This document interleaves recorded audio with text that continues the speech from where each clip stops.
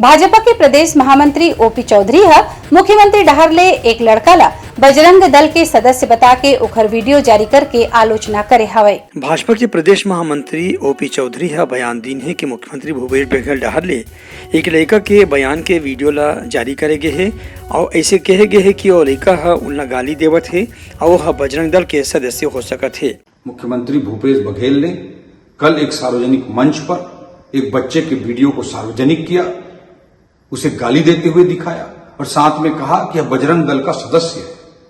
ठीक एक दिन पहले मुख्यमंत्री भूपेश बघेल ने ही कहा था कि वो बजरंग दल को ठीक कर देंगे। ये विषय में ओपी चौधरी का कहना है कि लड़का के उपयोग करके ऐसे वीडियो बनाना या उला जारी करना लड़का के पक्ष में कानूनी रूप से गलत भी हो सकत है। ओपी चौधरी आरोप लगाए हैं कि मुख्यमंत्री वास्तव में राष्ट्रवादी और सनातन संगठन मन ले डर गए हैं और ओखरे स्थिति ऐसा वीडियो जारी करके दूसर वर्ग के समर्थन जुटाए की कोशिश करत हैं।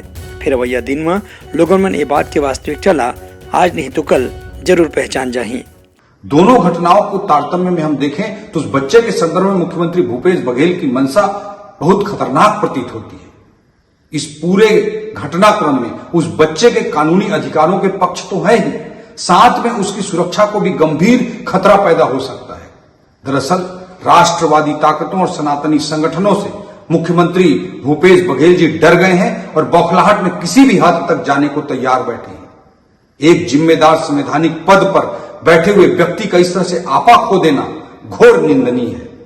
इस पूरे घटनाक्रम की विधि विशेषज्ञों से भारतीय जनता पार्टी चर्चा कर रही है, राय ले रही है और अगर जरूरी हुआ तो बाल संरक्षण आयोग में जाना या अन्य कानूनी पहलुओं पर भी भारतीय जनता पार्टी विचार करेगी। ब्यूरो रिपोर्ट, ओटलंगा न्यूज।